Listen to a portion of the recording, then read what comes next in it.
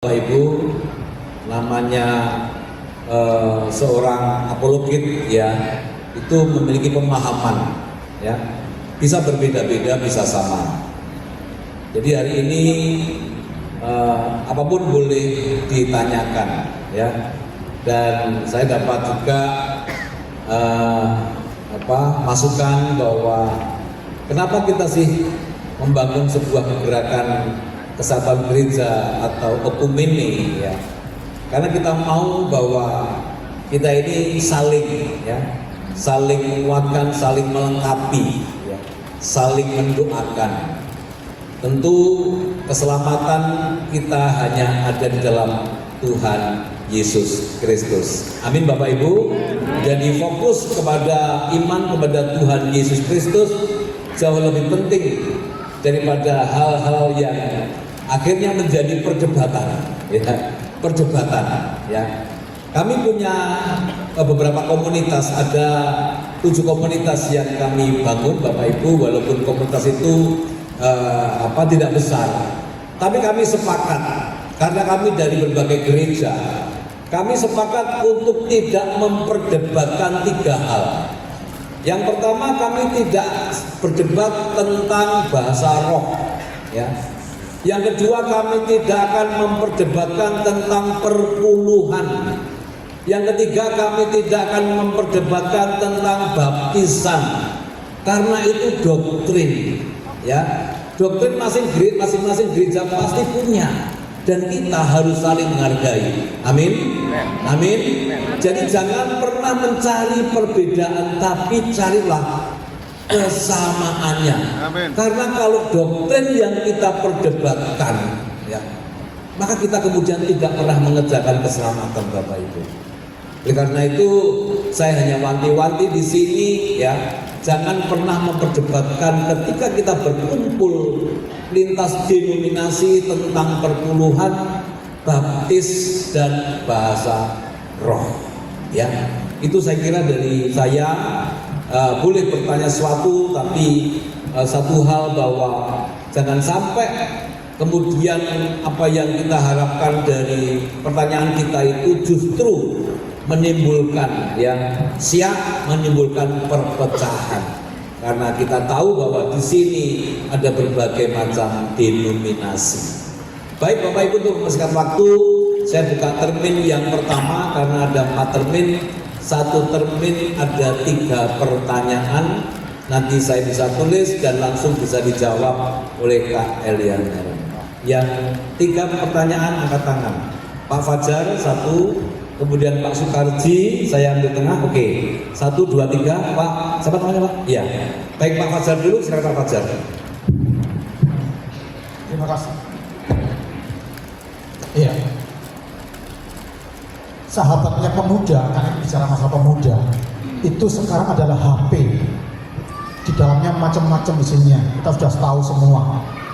Bahkan orang tua pun sekarang banyak yang diabaikan, anak muda. Ya, anak muda lebih cenderung kepada apa kata HP, apakah itu TikTok dan sebagainya. Nah, sementara di sisi lain, tantangan anak muda ini cukup tapi ya sampaikan tadi ya, apakah mau menikah, pilih pasangannya bagaimana. Saya minta saran kiat-kiat untuk mempertahankan anak muda ini supaya tanda petik tetap mau ke gereja mendengarkan Tuhan dan orang tua. Karena saya beberapa kali melayani satu gereja ya, saya heran yang hadir itu hampir penuh, pemudanya hanya 2, yang lain katanya apalah kegiatan kampus, kegiatan apa dan padahal waktu itu saya main di zaman Kudus. Nah ini yang jadi pertanyaan saya dan masih beberapa lagi yang lain, itu tadi kiat-kiat bukan menghilangkan HP-nya, bukan menghilangkan TikTok-nya, tapi bagaimana membina, membimbing anak. Bahkan di satu gereja kemarin yang saya pribadi doakan, anak ini kepahitan sama bapak ibunya, mau tanda petik mau membunuh papa mamanya. Itu saja pertanyaan saya, bagaimana kiat-kiat untuk ya menarik pemuda mau ke gereja, mau bersekutu dan seterusnya. Terima kasih, Tuhan berkati pelayanan Mas Ariel. Baik, yang kedua Pak Sukarji, bisa minta tolong bagian sini Pak. Ya, bagian sini Pak Sukarji, kan bagian sana sini. Silakan Pak Haji. Maaf ini tadi tolong sebutkan nama dan asal gereja ya Pak Karji. Sebutkan nama dan asal gereja. Tadi Pak Fajar dari mana Pak Fajar? JKI. Oh ya, Fajar Nur Setiawan dari JKI. Silakan Pak Karji. Ya, nama saya Sukarji dari GKJW Suwaru. Saya tidak bertanya, mohon dijelaskan. 1 Petrus 4 ayat 17. Terima kasih. Baik, selanjutnya.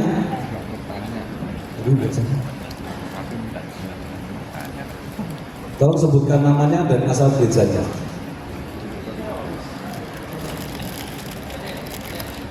Ada? Berdiri. Saya Hendra dari GPDI Artibor Muri Dampit mau menanyakan beberapa waktu yang lalu kan sering sekali di YouTube itu dikisahkan bahwa Yesus itu diangkat sebagai Tuhan pada konsili Nisea tahun 325. Bagaimana menurut pandangan Kak Elia yang sebenarnya? Mohon penjelasannya. Terima kasih. Baik, termin 1 sudah selesai. Mohon Kak Elia bisa menjawab 3 pertanyaan tadi. Ya, pertanyaan pertama tadi tentang bagaimana kiat-kiat bagi kita untuk menyadarkan anak-anak muda, kemudian agar mereka mau mengerti dan belajar tentang Tuhan. Yang pertama, Tuhan ketika pertama sekali menciptakan langit dan bumi dan manusia, lembaga yang paling pertama sekali diciptakan oleh Allah adalah keluarga. Adam, Hawa, lalu anak-anaknya. Dan Tuhan mengasihi sebuah keluarga. Maka sebagaimana Tuhan mengasihi sebuah keluarga, maka keluarga pun harus mengasihi Allah. Bagaimana caranya keluarga mengasihi Allah? Ya dengan saling mengerti, saling memahami satu dengan yang lain. Adalah baik kalau orang tua sadar bahwa anak-anaknya sedang jauh dari Tuhan. Tetapi bagaimana caranya agar anak-anak itu mau mengerti Tuhan? Yang pertama itu melalui doa. Kita harus mendoakan dan menyerahkan mereka tanpa kedaulatan Tuhan. Gak mungkin anak itu bisa berubah. Maka kita perlu mendoakan mereka sebagai tanda apakah kita benar-benar sungguh peduli kepada mereka. Doa itu sederhana, tapi kesetiaan itu, konsistensi itu sulit sebagai tanda kesetiaan. Makanya dikatakan doa orang benar yang bersungguh-sungguh hati apabila didoakan itu besar bahasanya. Maka kita menyerahkan mereka dulu kepada Tuhan. Itu pihak Tuhan yang akan menjawab. Tapi apa yang bisa kita lakukan sebagai orang tua? Yang memberi mereka pengajaran. Laki-laki itu sebagai imam dalam keluarga. Maka kalau kita mau anak-anak kita mengerti, kita juga harus mengerti. Misalnya ketika Anda makan, Anda ngobrol, apapun itu, melalui hidupmu harus beritahu ajaran itu. Karena dogma itu tentang hidup. Allah adalah kasih, Allah adalah penyayang. Tahu dari mana kita Allah adalah kasih kalau Yesus tidak mengasihi? Kita tahu mana Allah itu berbelas kasih kalau Yesus tidak mengasihi semua orang. Jadi dari hal itu kita mengajarkan mereka melalui cara yang seperti itu. Tapi memang membuat mereka tertarik untuk hal-hal seperti itu sulit. Karena mereka sudah punya dunianya sendiri yang melalui smartphone tadi. Mereka bisa mengakses banyak hal, mereka bisa mengakses banyak situs untuk memenuhi keinginan mereka sendiri. Tapi keinginan itu timbul dari mana? Dari hati. Maka anak muda pun seperti yang saya katakan tadi, itu perlu untuk memeriksa hatinya. Dia sedang mendatangkan dirinya kepada Tuhan atau tidak. Jadi yang perlu orang tua lakukan itu adalah mereka perlu mendoakan anak itu, lalu kemudian mengajari mereka. Kalau mereka sudah diajari, sudah didoakan tetap masih seperti itu, selanjutnya berikan keputusan itu kepada siapa? Kepada Tuhan. Tapi jangan pernah lelah dalam usahamu, jangan pernah putus asa dalam jerih payahmu. Karena kasih pula yang membuatmu untuk tidak putus asa mengasihi mereka. Sebagaimana Tuhan tidak pernah putus asa mengasihi kita dengan memberikan pengampunannya dan kesetiaannya, maka kita juga demikian kepada anak-anak kita. Kalau kita adalah anak-anak Allah dikasihi dengan setia, maka anak-anak kita juga dikasihi dengan setia. Allah menegur, kita pun perlu menegur. Allah menegur anak-anaknya, kita perlu menegur anak-anak. Allah mengasihi anak-anaknya, kita pun perlu mengasihi anak-anak. Tapi semuanya tentang bagaimana caranya, itu tergantung bagaimana sikap anak. Hanya kamu yang tahu seperti apa anakmu. Kamu yang mengerti dia seperti apa, sehingga Anda bisa mengerti bagaimana memperlakukan dia. Yaitu sekali lagi minta doa dari Tuhan untuk bisa memperlakukan itu. Itu sebuah proses, itu nggak ada materinya, kiat-kiat ini. Anak manusia itu beda-beda. Ya, cara Tuhan memperlakukan Paulus dan Tuhan memperlakukan Petrus itu beda. Cara Tuhan ngomong ke Yohanes dan cara Tuhan ngomong ke Filipus itu beda. Cara Tuhan ngomong ke Petrus dengan cara Tuhan ngomong ke Andreas itu beda. Karena Tuhan mengenali murid-muridnya. Maka anak-anak itu pun harus dikenali agar kita tahu bagaimana memperlakukan mereka. Itu ya Pak. Yang kedua tadi tentang apa tadi?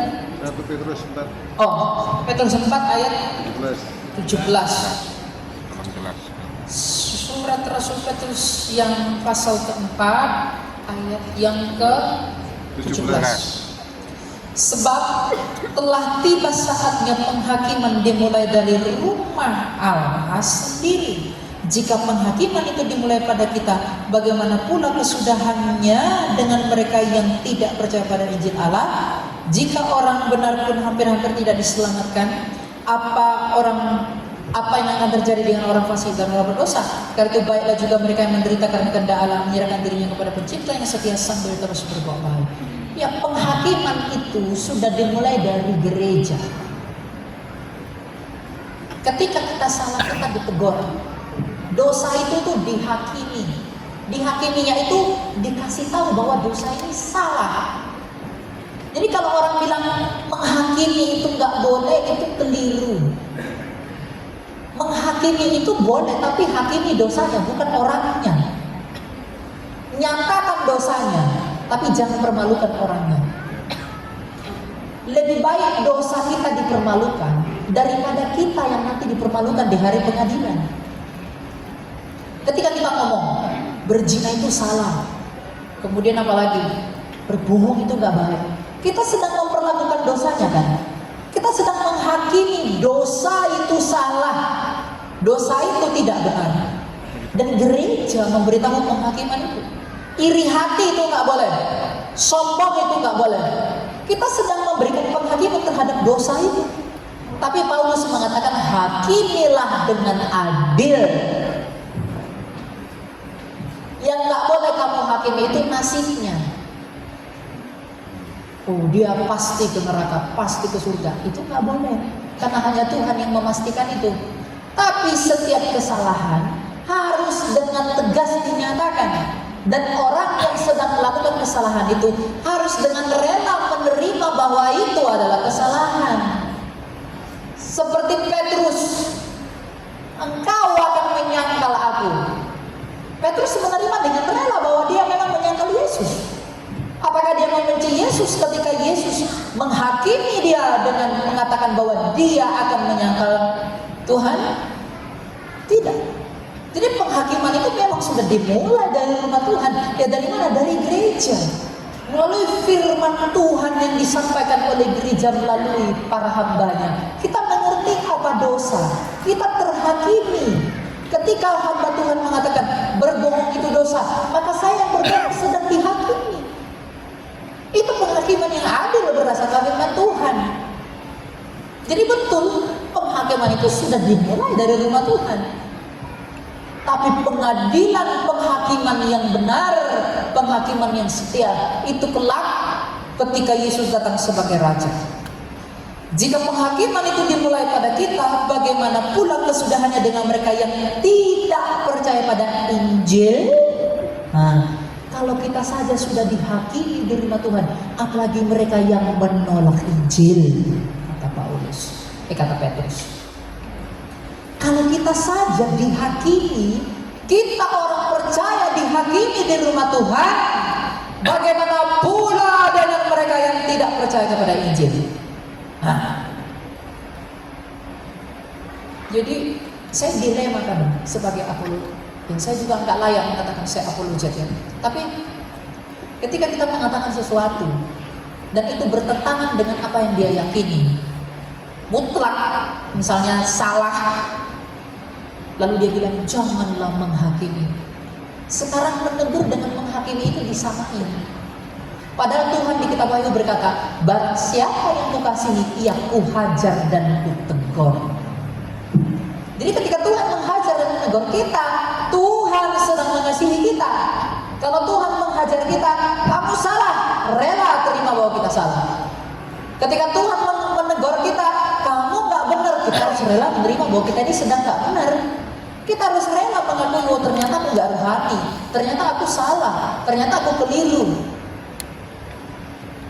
Jangan buat kongregasi yang tidak berdasarkan kebenaran. Ya, jadi penghakiman itu dimulai dari rumah Allah melalui gereja Anda masing-masing.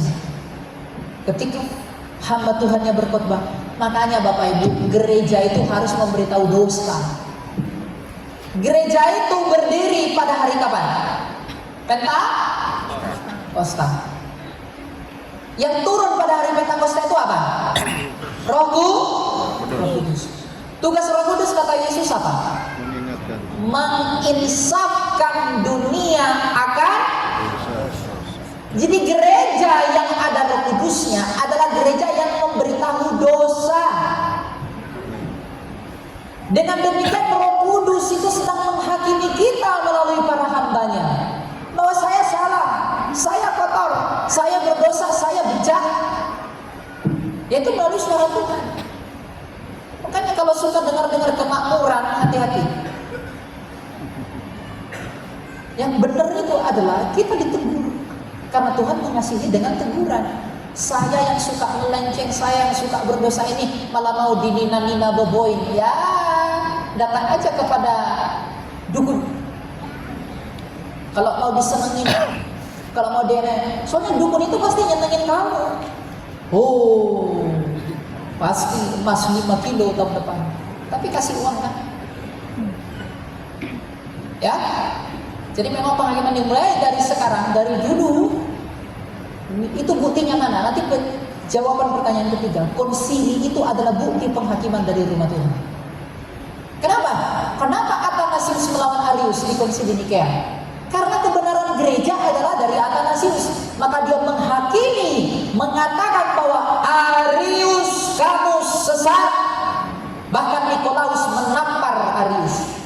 Menampar loh. Ini belum sampai menampar. Nah kalau hari ini ada orang menampar, pasti dibilang menghakimi, pasti dibilang hamba Tuhan gak benar. Berani bilang Athanasius gak benar? Berani bilang Cornelius tidak benar? Nikolaus? Nah ayo. Karena yang diperjuangkan itu kebenaran.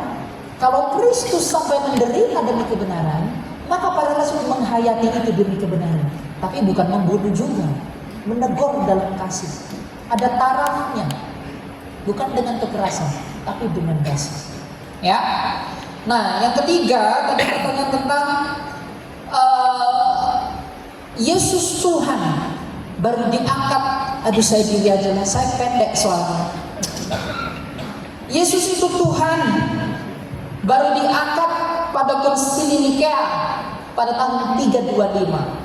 Tahun 325 itu konsili Nikea itu adalah konsili Athanasius melawan Arius.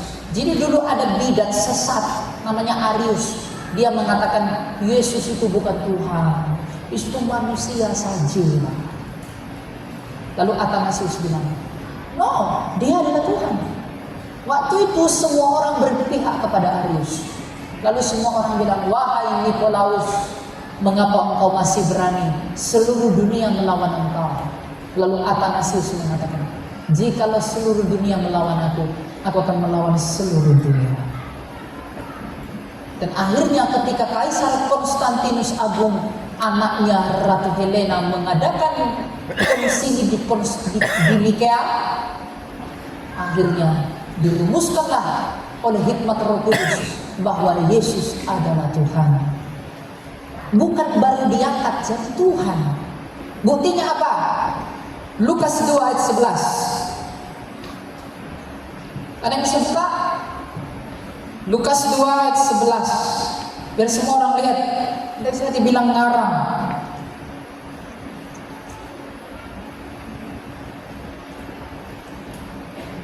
Lukas 2 ayat yang ke-11.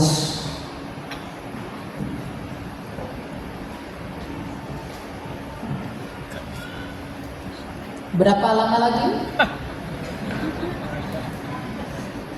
Berapa lama lagikah ya Tuhan Engkau membalaskan darah kami?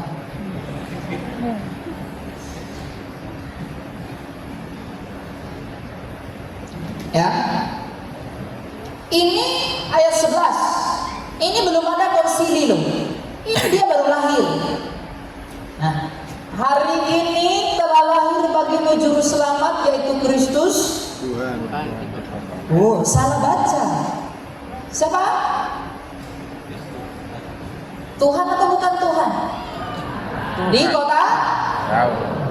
Yang lahir itu Tuhan enggak? Dia baru lahir aja udah dibilang Tuhan. Kok baru diangkat di konsili? Lahir tahun berapa Yesus? Tahun 5 sebelum Masehi. Boro-boro 325. Tahun 5 aja dia udah lahir. Udah disebut tuh. Yohanes 13 ayat 13. Yohanes 13 ayat 13. Apakah ini kata Yesus tentang dirinya?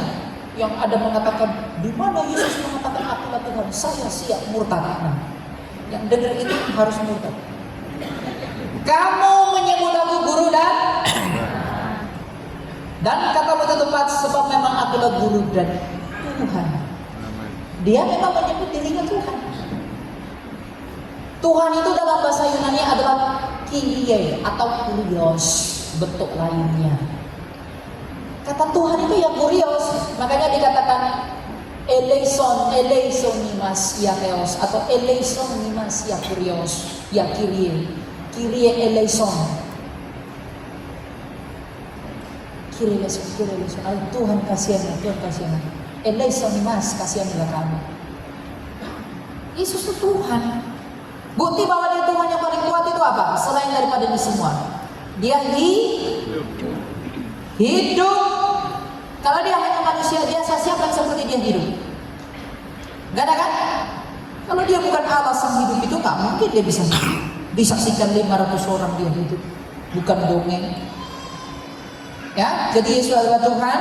Konsili Nikea itu hanya menegaskan kembali bahwa Yesus memang adalah Tuhan berdasarkan pengajaran kitab suci. Karena pada waktu itu ada bidat Arius yang mengatakan Yesus bukan Tuhan, maka pada tahun itu dirumuskanlah pengakuan iman Nikea. Aku percaya kepada satu Allah. Itu lebih panjang daripada pengakuan iman Rasuli. Dan disitulah ditegaskan bahwa Yesus adalah Tuhan, Allah dari Allah yang sejati. Allah dari Allah yang sejati, diperanakan dari Sang Bapa sebelum segala zaman. Nah, itu menegaskan keilahian dan ketuhanan Yesus, bukan membuat Yesus jadi Tuhan. Karena Yesus pada dasarnya sudah Tuhan. Maka ketika bidat itu datang mengatakan Yesus bukan Tuhan, maka ditegaskan kembali Yesus adalah Tuhan. Jelas ya? Ya. Baik, kita buka termin yang kedua, 3 pertanyaan. Silakan di tengah, 1, 2, satu lagi dari sini ke belakang. Baik, silakan Bapak yang tengah, tolong mic-nya disebutkan nama, kemudian asal gerejanya, lalu sebelah kiri sana, kemudian yang belakang. Silakan Pak. Baik, terima kasih. Saya Magomki dari GKJW Jemaat Amal Gading. Saya ingin bertanya tentang firman Tuhan yang terhilang di dalam terbitan LAI. Ini berasal dari terbitan ILT 3, di mana firman Tuhan tersebut terambil di dalam Lukas 9 ayat yang ke-56. Dari terbitan LAI mengatakan lalu mereka pergi ke desa yang lain. Tetapi di dalam terbitan ILT 3 Indonesian Literal Translation 3, di situ menyebutkan sebab anak manusia datang tidak untuk membinasakan jiwa manusia, tetapi untuk menyelamatkannya, dan itu hilang Pak. Mohon dijelaskan. Terima kasih. Baik, yang kedua dari sebelah sana. Sebutkan nama dan asal gereja. Tadi Pak siapa Pak? Tadi Pak? Marco Mukti. Baik. Salam, perkenalkan nama saya Jernias dari GPDI LG David. Saya minta tolong untuk Kak Delia. Di dalam gereja itu kan ada pendeta. Pendeta itu kan bapak. Artinya seseorang yang diutus Tuhan untuk membimbing kami. Namun pada seandainya bahwa pendeta itu menjalankan setiap saat dia diminta, dia berusaha untuk melakukan firman Tuhan, bahwa kita menjalankan begini sesuai firman Tuhan. Tapi pada dasarnya kenyataannya tidak sesuai dengan firman Tuhan. Tetapi dengan segala otoriter dipaksakan harus melakukan. Itu apakah itu salah atau tidak? Yang kedua, kami sebagai jemaat kadang-kadang dengan sedikit kepintaran yang memiliki, itu kami sok-sok pintar juga. Gitu. Sehingga kemiskinan antara pendeta dengan jemaat itu kadang-kadang tidak nyambung gitu loh. Apakah yang salah itu dari sistemnya atau bagaimana? Mohon penjelasan itu. Terima kasih. Salam. Terima kasih Jerry di media keyboard Dampit. Yang belakang ujung angkat tangan berdiri, bisa berdiri. Tolong mic-nya sebutkan nama dan asal gerejanya.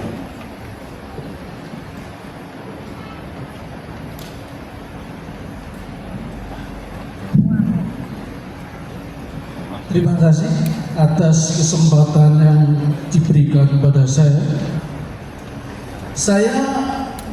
Nama saya Riri dari GPDI Tanggung Turen. Saya akan membacakan sebuah ayat di Lukas 14 ayat yang ke-23. Lalu kata Tuhan itu kepada hambanya, pergilah ke sebuah jalan dan lintasan dan paksalah orang-orang yang ada di situ. Sebenarnya Tuhan itu memaksa atau tidak memaksa? Terima kasih. Baik, terima kasih sudah disampaikan. Silakan Kak Elia bisa menjawab. Oke, yang pertama tadi tentang apa? Lukas 9 ayat 56 yang masalah tambahan itu. Sebenarnya itu adalah perbedaan naskah yang digunakan di dalam terjemahan-terjemahan tertentu. Jadi naskah-naskah Korea itu banyak. Misalnya salinannya Textus Receptus, West Korean Hall, naskah-naskah Bizantin, dan banyak naskah. Dan kadang seperti misalnya Johani Kuma itu dibuat buka kurungnya untuk menandakan bahwa ini ada dalam kodeks tertentu tapi tidak ada di kodeks yang lain. Nah, kodeks itu sendiri adalah kumpulan dari banyak manuskrip. Dan manuskrip ini diberi nama-nama tertentu. Misalnya manuskrip ini dikumpulkan jadi kodeks, dan kodeks ini diberi nama-nama tertentu. Vatikanus, Sinaiticus, dan macam-macam. Nah, terjemahan-terjemahan yang Bapak maksud tadi itu menggunakan varian atau menggunakan naskah Yunani yang berbeda. Nah, sehingga ada yang membuat naskah pendek, ada yang membuat naskah yang panjang. Yang naskah pendek cuma sedikit saja, yang panjang itu diberi buka kurungnya. Nah, apakah itu pemalsuan? Tidak. Itu adalah penambahan untuk menjelaskan maksud sebelumnya apa, seperti doa Bapa kami. Kenapa teman-teman Katolik tidak menggunakan karena Engkaulah yang mempunyai kerajaan dan kuasa dan kemuliaan? Karena mereka tidak menggunakan naskah yang isinya ada seperti itu. Tapi kita menggunakan naskah yang isinya ada seperti itu. Makanya dibuat buka kurung. Kalau di Alkitab dibuat buka kurung artinya ada di naskah tertentu tapi tidak ada di naskah lain. Tapi apakah artinya itu palsu? Tidak. Itu hanya menjelaskan makna rohani dari ayat sebelumnya. Ini saya bacakan ya. Kalau yang versi pendek yang paling pendek itu, yang tidak memuat keterangan sebelumnya itu adalah naskah yang tua. Dikatakan begini, lalu Yesus berpaling dan menegur mereka, kemudian mereka pergi ke desa lain. Itu dipakai oleh edisi baru. Ya, nah itu terjemahannya mengikuti naskah Alexandria. Sedangkan versi panjangnya dikatakan begini, lalu Yesus berpaling dan menegur mereka dan berkata, kamu tidak tahu roh apa apa yang menguasai kamu, sebab anak manusia datang bukan untuk membinasakan nyawa manusia, melainkan untuk menyelamatkan. Lalu mereka pergi ke desa lain. Dalam Alkitab Lama dan juga dalam KJV itu dimasukkan naskah yang tua, dan ini dasarnya dari naskah apa?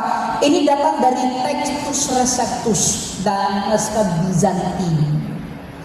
Jadi itu terjemahan itu yang berbeda itu karena dia mengambil naskah yang berbeda, tapi itu saling mengonfirmasi, bukan tanda bahwa ideologinya salah, tapi yang pendek di naskah Alexandria tadi dijelasin lebih lengkap di naskah Textus Receptus, karena yang tertua adalah Alexandria, yang kemudian adalah Textus Receptus atau Received Text.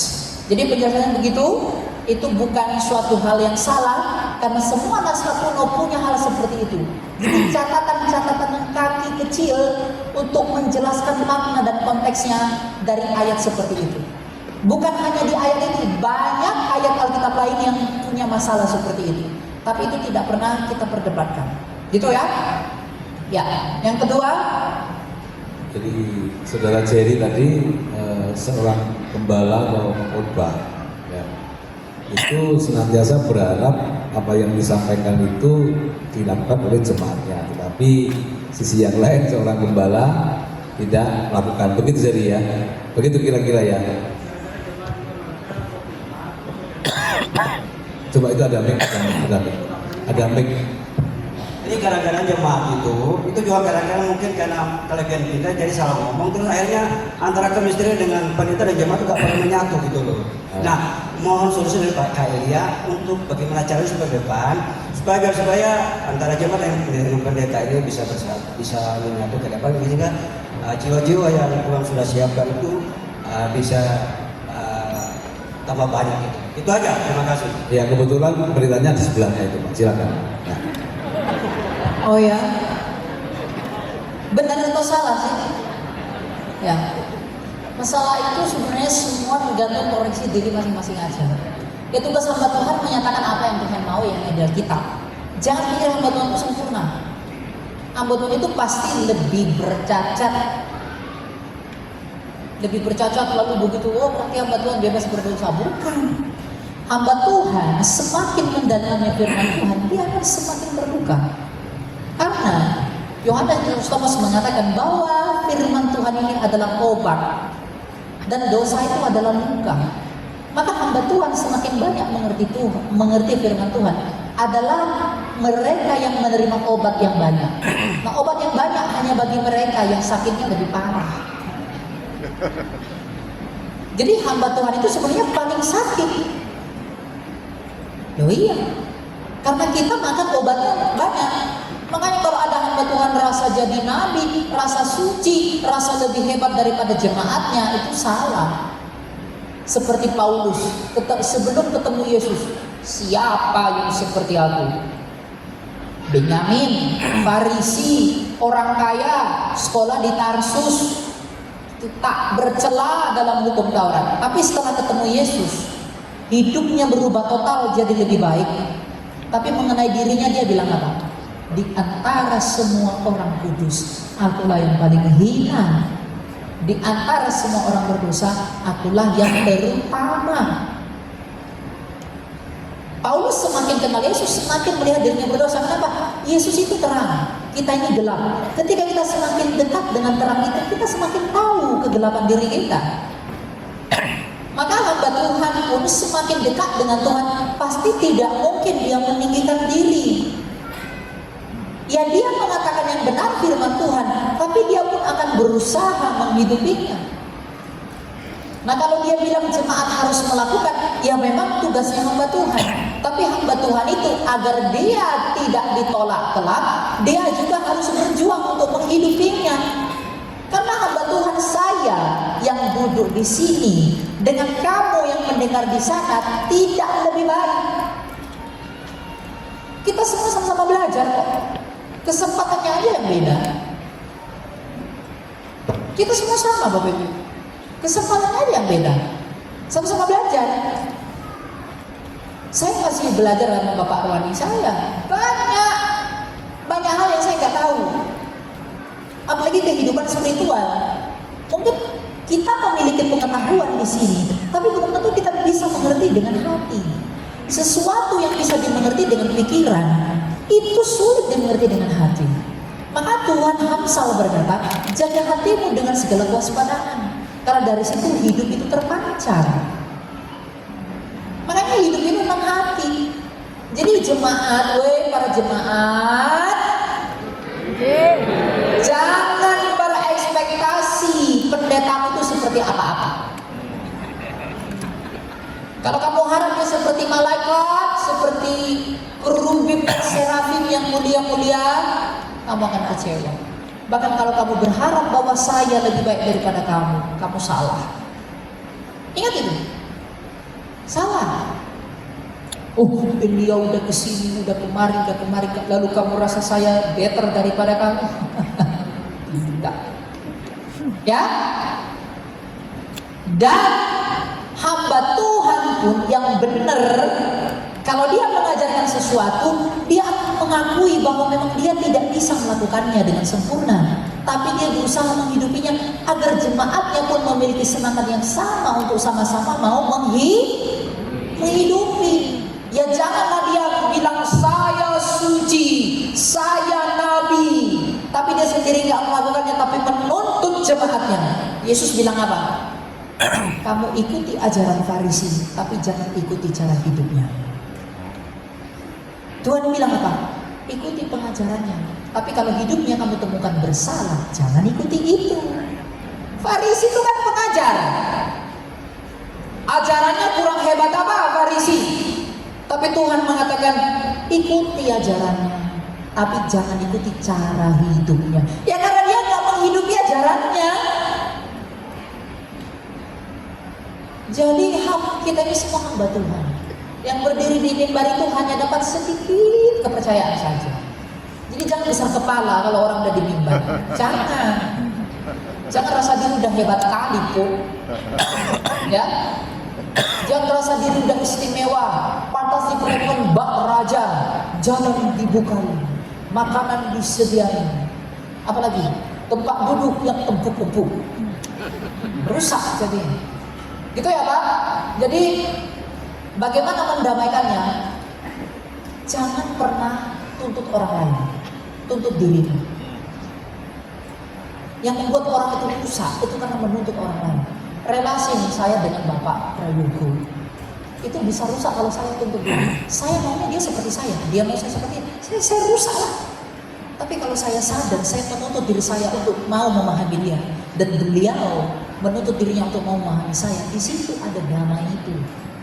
Dan dari situ dalam tenang dan damai kita bertobat. Seperti kata Petrus, tuntut dirimu, jangan tuntut orang lain. Jadi kalau pendetamu kamu lihat salah, tegur dia empat mata. Kalau dia mau mendengarkan, kalau dia nggak mau mendengarkan, tuntut dirimu. Oh, aku datang ke gereja ini mau lihat Tuhan, bukan mau melihat pendetanya. Makanya orang jangan tergantung pendeta ke gereja. Kalau pendetamu udah dijemput oleh ilahi, kamu kemana? Kamu mau ikut juga dijemput, enggak kan? Ya, jadi artinya apa? Tuntut dirimu. Makanya belajar Alkitab itu bukan hanya di gereja. Belajar Alkitab itu di rumah. Alkitabnya jangan dari ini sampai sekarang labelnya masih lengket. Dibuka. Oh kan ada HP, alibimu pinter sekali. Ya. Jadi rela. Oh ya, kalau kamu lihat kesalahannya, lihat dulu kesalahanmu. Oh ya, aku juga masih seperti itu. Wajar lah.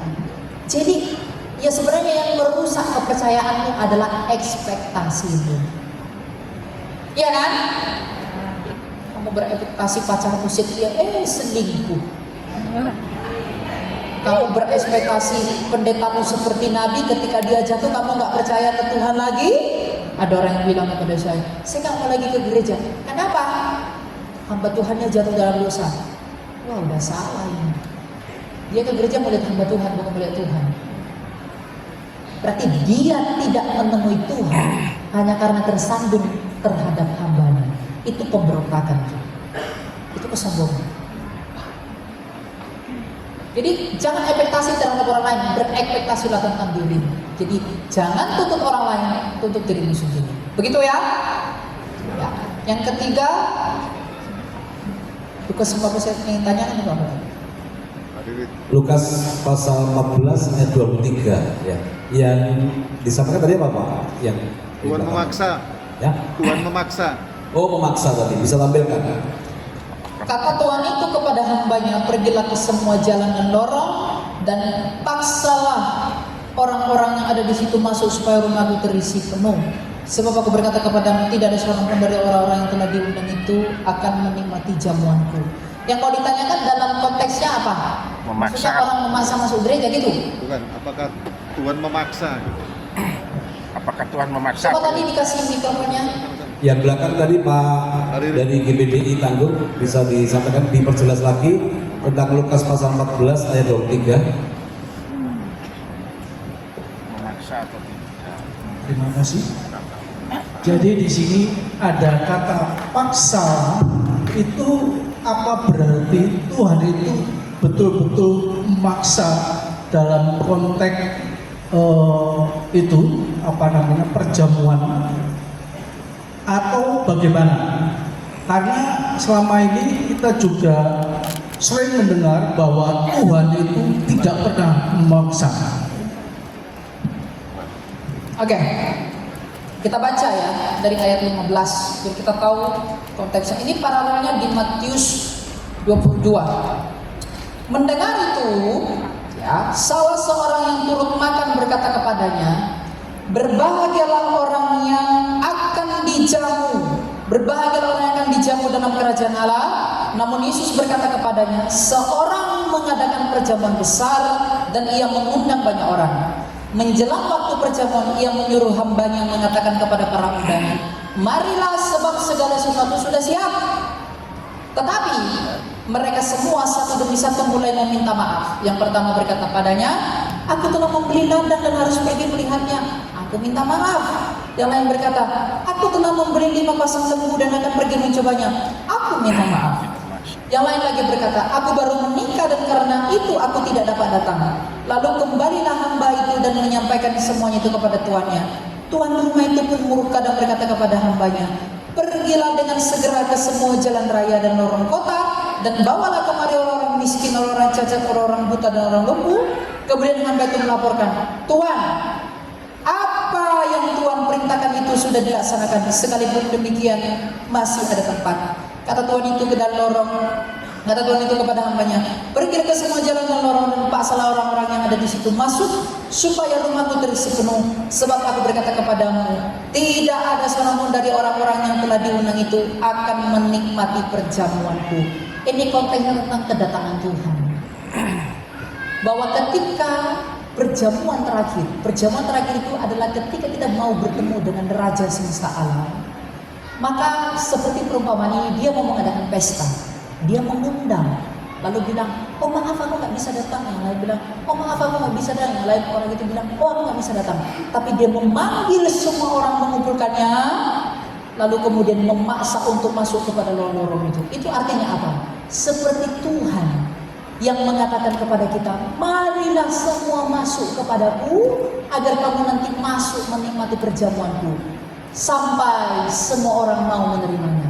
Tapi ketika mereka terlambat dan tidak mau datang, maka ketika harinya tiba, hari pertemuan itu tiba, mau tidak mau dia akan diseret untuk itu dalam penghakiman itu.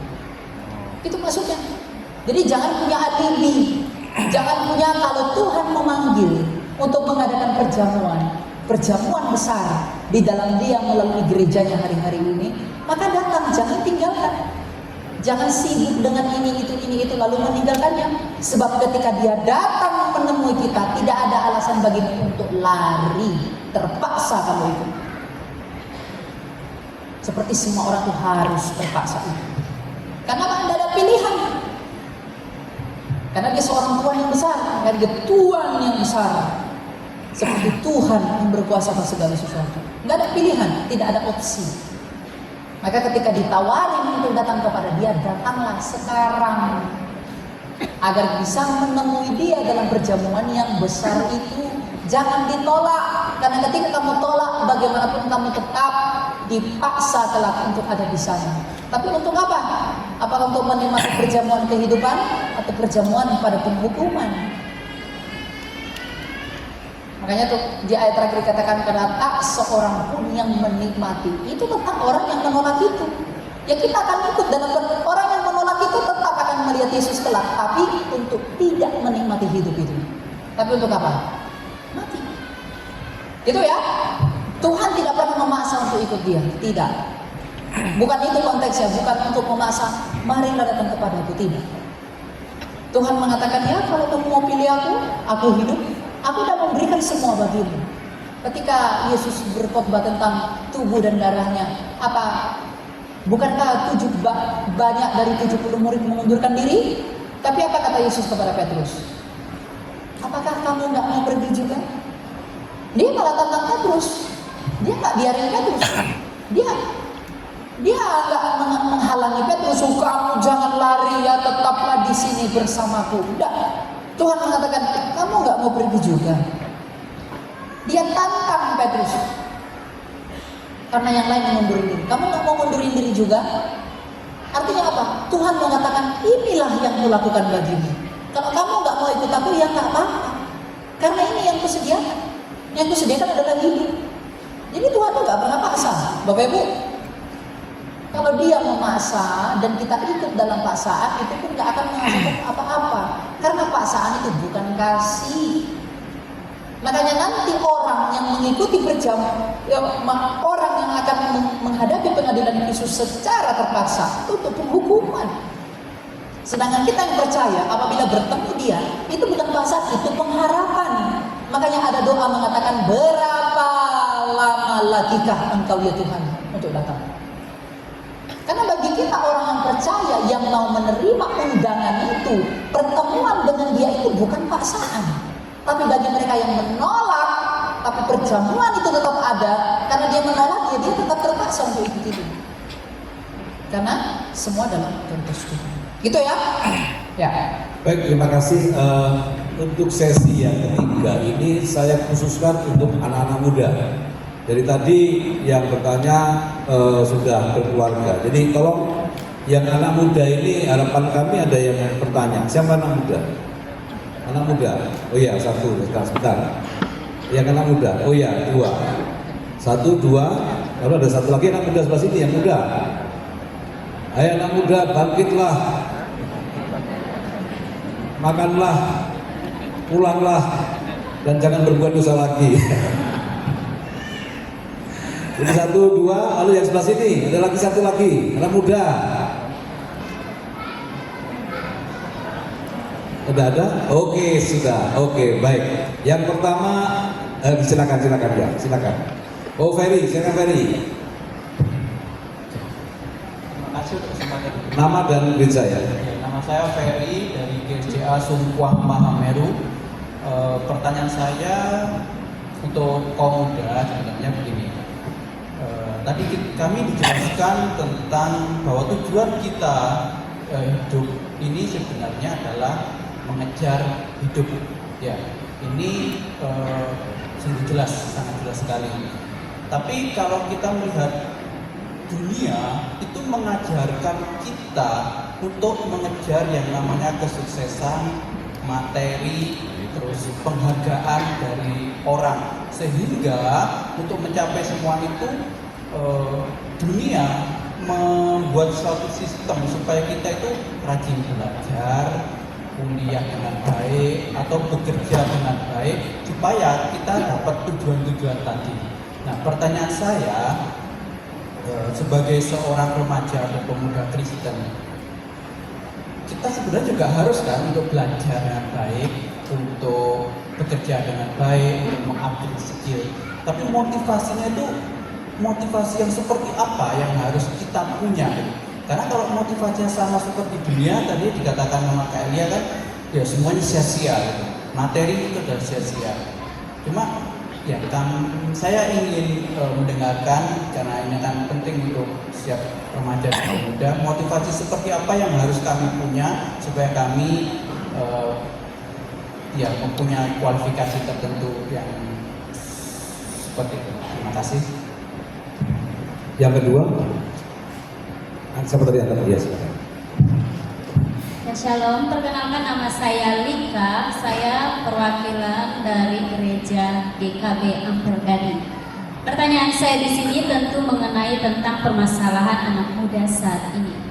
Kalau kita melihat di dalam gereja-gereja, banyak sekali anak muda yang tidak lagi fokus datang ke gereja untuk benar-benar menyembah Tuhan, tetapi ponsel yang menjadi masalahnya. Ketika firman Tuhan disampaikan atau ketika memuji dan menyembah Tuhan, itu fokusnya main HP.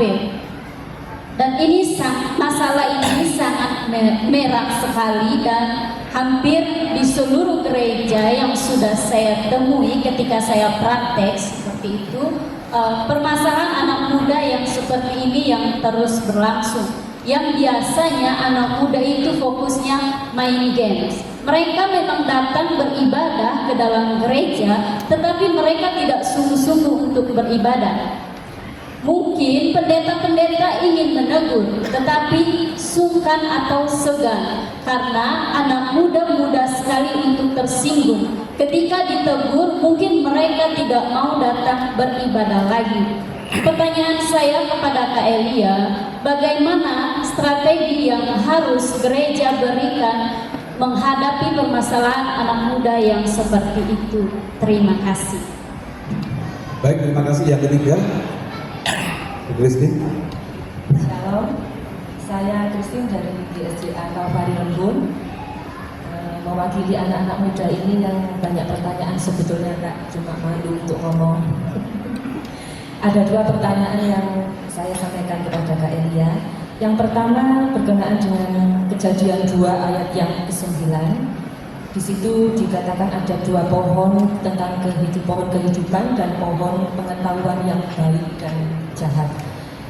Apa yang dimaksud tentang kedua pohon tersebut? Kemudian yang kedua adalah ada di dalam Wahyu 21 ayat 2 sampai ke 4 tentang Yerusalem baru. Banyak kita anak-anak orang-orang percaya ketika ada saudara-saudara yang dipanggil Tuhan sering mengatakan, mungkin di captionnya dengan foto yang dipanggil Tuhan, mengatakan sampai ketemu di Yerusalem baru. Nah, yang saya pertanyakan adalah Yerusalem baru itu ada di mana? Karena kalau saya baca, saya browsing-browsing itu menggambarkan kota kudus yang turun dari surga. Apakah itu ada lagi bumi yang Tuhan ciptakan kembali, ataukah bumi yang sekarang kita tinggali itu tapi sudah dipremak sama Tuhan? Seperti itu. Terima kasih Kak Elia. Baik, bisa langsung dijawab. Pertanyaan pertama tentang motivasi. Iya. Yang pertama, yang pertama tentang motivasi. Apa sebenarnya motivasi yang baik untuk kita miliki untuk mengejar dunia ini? Kamu mau sukses, mau berhasil, itu bagus. Kamu mau kumpulin uang, itu bagus. Tapi cinta akan uang itu membuatmu buta untuk melihat Allah. Sehingga kecintaanmu akan uang itu membuatmu berbisnis kotor, menyuap orang, menjatuhkan sesamamu. Maka cinta akan uang adalah akhir dari segala kejahatan. Jadi motivasi benar apa sih untuk ada dalam diriku? Seperti si pemungut cukai yang bertobat itu. Itu motivasi yang benar. Ikut Tuhan. Kenapa? Dia kaya raya, tapi ketika dia ketemu Tuhan, dia malah membagi-bagikannya. Karena apa? Dia tahu dia sudah bertemu dengan Tuhan. Artinya kekayaannya digunakan untuk melayani Allah demi kemuliaan Allah. Jadi kalau kamu mau belajar, kejar aja kesuksesan, boleh kok. Oh, Rasul juga mengatakan jika ia tidak bekerja, janganlah ia makan. Jadi harapnya, kata kuliah kita harus berdiam diri, maka tidak perlu kuliah lagi. Di kamar saja tidur sampai mati, tidak perlu makan. Itu namanya konyol. Kalau Cik Mehong bilang on. Ya kan? Jadi apa motivasi yang benar ketika aku tetap bekerja? Apa motivasi yang benar aku tetap sekolah? Apa motivasi yang benar aku melakukan pekerjaanku? Tuhan, aku mau melayani Engkau demi kemuliaan-Mu melalui semuanya ini. Jikalau Engkau memiliki bisnis, biarlah bisnismu itu untuk menguji kemurahan hatimu memberkati orang lain. Jikalau Engkau menjadi hamba dari orang lain, maka biarlah ketika Engkau bekerja kepada dia itu menguji kerendahan hatimu dan kesetiaanmu. Jikalau Engkau makan, biarlah makananmu itu mengenyangkanmu untuk kekuatan bagi ibadahmu. Jikalau Engkau istirahat, biarlah istirahatmu demi mengumpulkan tenaga dan energi bagi doa-doa dan pekerjaanmu. Dan banyak hal. Jika engkau belajar studi di sekolah, biarlah belajarmu tidak hanya mencari pengetahuan dunia ini, tapi juga untuk mencari pengetahuan dan hikmat Allah. Jadi motivasi benar apa? Melangkah dengan iman. Kan udah jelas, melangkah dengan iman. Artinya aku tetap melangkah tetapi dengan iman di dalam Tuhan. Iman akan apa? Iman akan apapun yang kulakukan sejatinya tidak dapat menolong aku. Tapi karena hanya Yesus yang kuimani yang dapat menolong aku, maka aku harus melangkah bersama Dia. Maka apapun nanti hasil pekerjaanmu itu, kamu akan tetap bersyukur dan berserah kepada Tuhan. Itu motivasinya. Jadi motivasinya apa? Simple, melayani Allah. Layani Allah dengan pikiranmu, layani Allah dengan penglihatanmu, layani Allah dengan karunia, dengan uangmu, dengan semua yang ada padamu. Tapi jangan terikat oleh ambisi untuk memperoleh itu, karena itu celah dari sisi. Jadi anak muda, kalau kamu kuliah, kalau kamu sekolah, sekolahlah dengan benar. Ketika kamu sekolah dengan baik, kamu sedang melayani. Kalau kamu belajar dengan baik, kamu sedang melayani. Tapi belajarmu itu janganlah hanya untuk tahu matematika, hanya hitung uang masuk, hitung uang keluar. Tapi kamu tidak menghitung kasih karunia Tuhan dan betapa banyaknya dosamu. Jangan lupa. Makanya apa yang kita lakukan itu harus bersamaan dengan hal-hal jasmani, harus bersamaan dengan hal-hal yang rohani. Maka itu akan menolong. Karena daging adalah lemah, tapi roh menurut. Itu ya. Yang kedua tadi,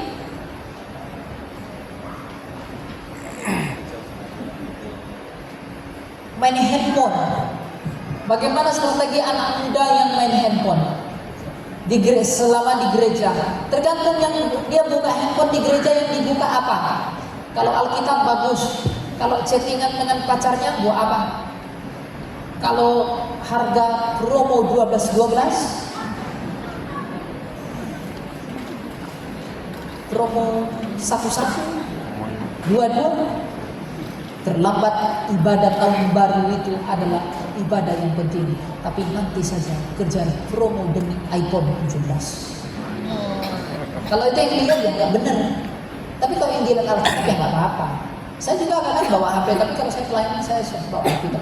Tapi kan di rumah saya pakai HP, karena doa-doa IPA dan macam-macam itu ada di HP. Ada sih bukunya, tapi berat. Jadi tergantung apa yang dilihat. Jadi kalau bagaimana cara gereja menanggulanginya, gereja itu harus menekankan tentang keagungan Tuhan, agar dia hormat ketemu Tuhan.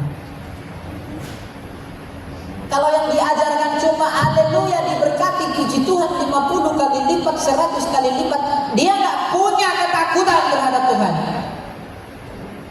Dia cuma datang kepada Tuhan ada maunya saja. Dia tidak datang kepada Tuhan dengan rasa takut dan gentar. Barang siapa yang tidak gentar kepada kemuliaan Allah, dia tidak akan menyadari dosa-dosanya. Yesaya itu ketika kamu tahu, orang sekarang ini banyak salah. Dia pikir dia lebih takut neraka daripada takut kemuliaan Allah. Kamu takut neraka itu nggak perlu. Yang harus kamu takuti adalah kemuliaan Allah yang bisa melemparkan kamu ke neraka. Yesaya ketika ditemui Tuhan, malaikat Tuhan, najis celakalah aku seorang yang najis bibir. Ketika dia ketemu kemuliaan Tuhan, dia ketakutan. Yohanes ketemu kemuliaan Tuhan melalui malaikatnya, dia ketakutan. Karena kemuliaan itulah yang membuat kita takut, karena kita melihat dosa kita. Dosa di dalam diri kita lah yang membuat kita takut ketika kita bertemu dengan Dia yang kudus. Maka gereja harus memberitakan kemuliaan Allah, memberitahukan dosa, sehingga mereka hormat ketika ketemu Tuhan. Bukan hanya haleluya 20 kali lipat 50. Apa itu? Untuk apa kamu dengar yang seperti itu? 20 kali lipat. Yang 20 kali lipat itu apanya? Dosanya, ambisinya. Kita harus ngerti dulu diri kita ini siapa. Jadi gereja, kalau kamu tanya ya, peran gereja seperti apa? Gereja itu harus fokus membangun pengajaran yang memuliakan Allah, memberitahu kemuliaan Allah, dan memberitahu kehinaan manusia. Agar ketika kita yang hina bertemu dengan yang kudus, kita hormat dan menanggalkan semua yang ada pada kita. Kalau saya ini sebagai pegawai eselon 2, saya bertemu dengan presiden, saya nggak mungkin berani main HP. Karena saya tahu jabatannya tinggi, dia punya kuasa, dia punya jabatan besar, dia punya pengaruh mencopot PNS saya. Maka dia nggak berani macam-macam depan Prabowo. Maka kalau gereja mengajarkan Tuhan mampu melemparkan engkau ke neraka, Tuhan mampu melakukan apapun karena bagi Tuhan tak ada yang mustahil, maka dia akan hormat ketika bertemu dengan Tuhan. Buat dia menghormati Tuhan. Jangan harapkan dia menghormati Tuhan kalau Tuhan sendiri tidak dikenal apa yang layak ada pada Tuhan sehingga dia patut untuk dihormati. Saya nggak mungkin menghormati presiden kalau saya nggak tahu presiden itu apa. Maka saya nggak mungkin mengabaikan Tuhan kalau saya. Tapi ya itu kadang terlena, dilema karena apa? Dia mengenal Tuhan menurut versinya. Dia kenal Tuhan itu baik, Tuhan itu pengasih. Saya pernah melayani, lu doa. Selama dia doa, dia angkat kaki satu ke atas begini. Lu doanya begini. Setelah itu saya tegur dia dari depan. Doa kok seperti pelaku tua. Doa kok seperti mau kembar. Gerakan tubuh itu respect kita terhadap Allah. Apalagi di rumah ibadah. Tapi jangan selalu salahkan orang itu. Kenapa? Mungkin orang itu seperti itu karena kita tidak memberikan mereka makanan yang baik, sehingga mereka seperti itu kepada Tuhan. Allah itu harus diberikan sebagai Allah yang menggentarkan. Sehingga ketika kita tahu Allah itu gentar, kita tahu Allah itu mulia. Ketika kita datang kepada Dia, kita menanggalkan topi kita pun kita buka. Semua kemuliaan kita pun kita buka. Tapi sekarang udah nggak zamannya seperti itu. Semua orang sekarang di gereja ada kemewahan, ada outfit. Udah nggak anak muda? Sepatu baru beli 5 juta, 10 juta. Naik ke atas ini, bawa outfit yang mahal-mahal. Agar apa? Dipandang, dipuji. Saya baru beli ikat pinggang 11 juta. Merek apa? Hermes. Dibawa ke atas. Kenapa? Anak muda begitu cari pengakuan. Gereja bukan untuk ketemu Tuhan, tapi cari pengakuan. Itu udah salah. Itu membuat kamu tidak menghormati Dia. Kamu mau bertemu dengan Dia yang ditelanjangi, disalib, sedangkan kamu datang dengan kemewahan.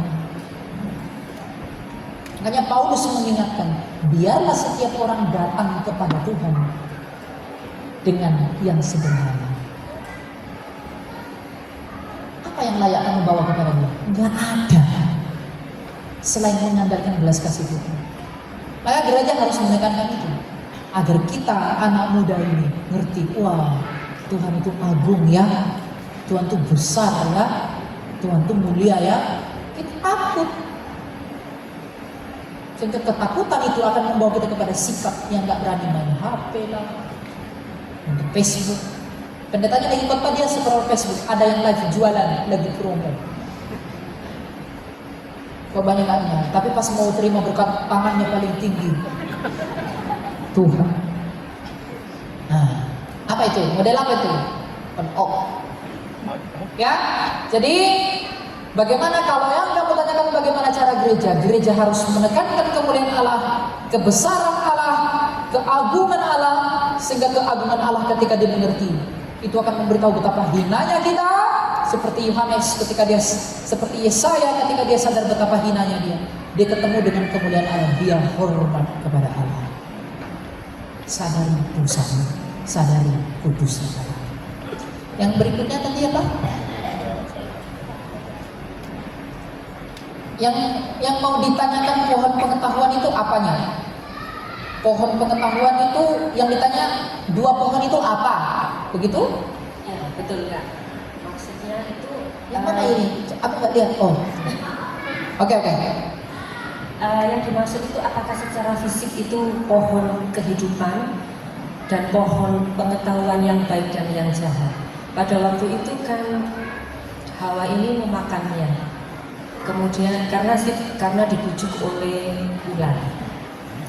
Apakah secara arti yang sesungguhnya itu pada waktu tersebut ular itu benar-benar bisa bicara atau bagaimana? Atau ini hanya sebuah kiasan? Dan atau apakah Hawa memang benar-benar makan buah itu secara fisik? Ataukah hanya sebuah kiasan yang hendak Allah sampaikan karena ada makna yang terkandung di dalamnya? Ya, terima kasih. Ini agak panjang penjelasannya, tapi nggak apa-apa, saya singkatinya. Ada dua pohon di Eden. Yang pertama pohon pengetahuan, yang kedua pohon kehidupan. Pohon pengetahuan ini apa sih? Pohon pengetahuan ini nggak tahu itu pohon apa, tapi itu memang pohon.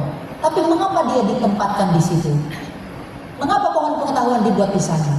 Itu bukan ujian, itu bukan cobaan, tapi itu sarana bagi manusia untuk menyalurkan kasihnya kepada Allah. Artinya gimana? Begini. Ketika Allah menciptakan manusia itu adalah untuk mengasihinya. Maka manusia itu diciptakan agar manusia itu mengalami kasihnya. Buktinya apa? 6 hari penciptaan, manusia dicipta pada hari ke-6. Kenapa ke hari pertama? Tuhan menciptakan hari pertama, kedua, ketiga, sampai kelima, dan berikutnya. Manusia dicipta terakhir. Kenapa? Allah menyiapkan semuanya baik, sempurna dulu. Maka ketika semuanya yang sempurna itu telah jadi, maka manusia dicipta untuk siap menikmati semua yang baik itu. Jadi Allah menciptakan manusia tujuannya hanya satu, agar manusia itu menikmati kasihku. Maka manusia itu diciptakan menurut gambar dan rupaku. Ketika manusia diciptakan menurut gambar dan rupa Allah, dan Allah itu kekal, berarti manusia itu diciptakan untuk hidup yang kekal. Bagaimana caranya manusia itu bisa hidup kekal? Dihidupkan oleh rohnya Allah. Nah, bagaimana caranya dihidupkan oleh roh Allah?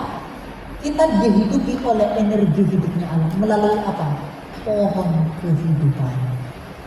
Pohon kehidupan itulah yang menghantarkan hidup itu kepada kita. Energi Allah itulah yang menghidupkan kita. Maka kita bisa hidup kekal. Tapi energi ini bisa terhubung caranya bagaimana? Dengan kasih. Nah, bagaimana caranya manusia mengasihi Allah? Manusia itu tidak tahu bagaimana caranya mengasihi Allah. Maka Tuhan mengajari manusia itu bagaimana caranya mengasihi Allah. Jikalau kamu mau mengasihi aku, caranya adalah jangan makan buah pohon pengetahuan itu. Seperti kipas angin. Bagaimana caranya kipas angin bisa terus berputar? Kabelnya harus terus tercolok kepada listrik sumber hidupnya. Listrik inilah sumber hidupnya. Kabel inilah cara dia bisa tercolok.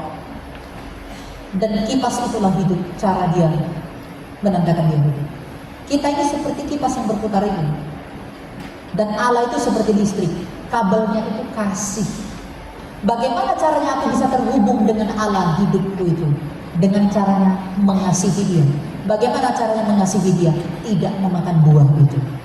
Maka manusia selama tidak memakan buah itu, dia akan terus hidup kekal. Karena dengan tidak memakan buah itu, artinya dia memelihara kasihnya kepada Allah. Tapi ketika dia makan buah pohon pengetahuan itu, artinya dia memilih tercabut dari Allah, tidak mengasihi Allah. Maka seperti kipas angin, ketika dia dicabut dari listriknya, kabel tidak tersambung lagi kepada listrik, maka kipas itu semakin lama semakin pelan akhirnya berhenti. Maka ketika kasih manusia tidak lagi terhubung kepada Allah, maka manusia itu semakin lama semakin menua dan mati. Itulah mengapa pohon kehidupan diberikan. Makanya ketika manusia berdosa, pohon kehidupan dihalau. Karena apa?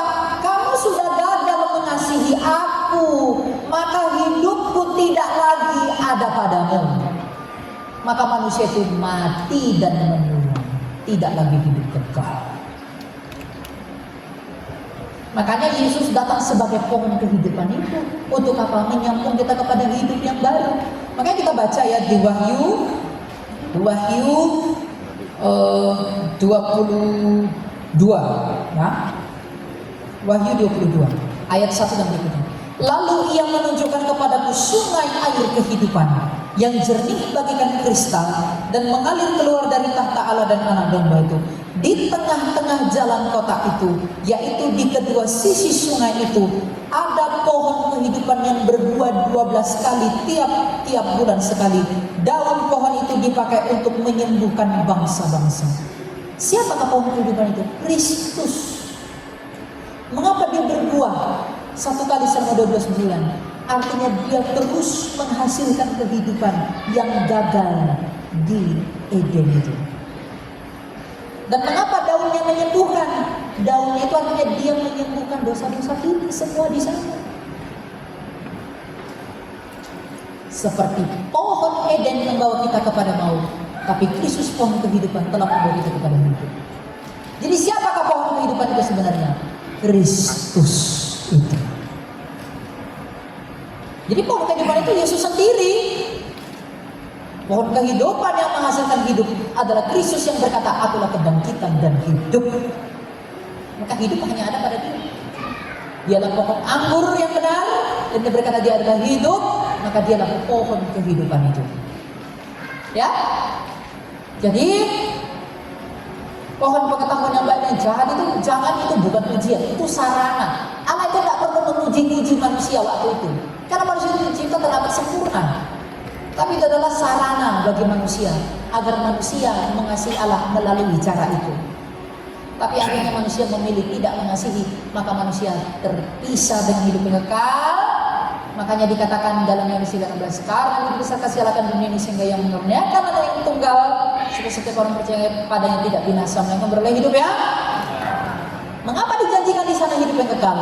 Karena memang sejak semula manusia diciptakan untuk hidup kekal. Tapi hidup yang kekal hidup yang kekal telah rusak oleh karena ketidaktaatan. Maka ketidaktaatan Adamlah yang membawa kita kepada kematian. Maka apa yang dilakukan Yesus agar kita kembali kepada hidup yang kekal itu? Ketaatannya kepada Bapa-Nya. Maka Paulus berkata, ketidaktaatan Adam memimpin kita kepada maut, tapi ketaatan Kristus memimpin kita kepada hidup. Makanya hutang dosamu telah dilunasi oleh Kristus di salib. Karena dosa dalam bahasa Ibrani adalah harta, artinya hutang. Hutang apa manusia kepada Allah sehingga manusia mati? Berhutang kasih. Maka hutang Adam mengasihi Allah telah dilunasi oleh Yesus melalui kasihnya di Kalvari itu. Itu ya. Yang kedua, Yerusalem baru adalah Yerusalem baru itu adalah persekutuan orang-orang kudus. Yerusalem baru itu jangan kota yang seperti kota Jakarta, tidak. Yerusalem baru turun dari surga, artinya semua orang pilihan turun dari surga. Itu pendapat Bapak Gereja. Jadi Yerusalem baru itu bukan jangan pandang sebagai kota, apalagi nanti Anda baca di Perjanjian Lama, dia dinding-dindingnya seperti permata sardus, batunya seperti permata yaspis, seperti berlian dan seperti batu zamrud, batu emerald. Lalu Anda bayangkan batu-batu yang ada di dunia ini. Tidak, di sana tidak dibutuhkan batu-batu itu. Itu dibuat untuk menggambarkan keindahan surga itu. Jangan bayangkan di sana nanti akan ada kota gedung tinggi 5.000 tingkat, tidak. Ya, Seperti neraka juga, jangan Anda bayangkan neraka seperti begitu. Selama ini dibilang neraka ada api kan? Tapi Yohanes bilang apa? Neraka itu api yang menyala-nyala, tapi tempatnya gelap sekali. Bagaimana mungkin tempat api menyala-nyala tapi gelap? Nah, tapi kenapa Yohanes menggambarkan begitu? Dia menggambarkan kengerian neraka dengan apa yang dianggap ngeri di dunia ini. Maka surga itu pun digambarkan dengan hal-hal yang indah di dunia ini. Maka Yerusalem baru itu adalah orang-orang kudus yang turun ke langit bumi baru, pemerintahan selama-lamanya itu. Kita yang semua dikuduskan, dilayakkan oleh Tuhan kelak, kita akan dipimpin ke langit bumi baru, di mana Yesus sendirilah yang akan memimpin kita sebagai Raja. Baru Dia menyerahkan seluruh kepenguasaannya kembali kepada Bapaknya. Setelah semua ditaklukkan, maka seluruh kerajaan diserahkan oleh Kristus kepada Bapa. Begitu ya. Yerusalem baru itu adalah orang-orang percaya yang turun ke langit bumi baru. Ya. Baik, terima kasih. Sudah cukup Bapak Ibu ya? Oke, cukup ya.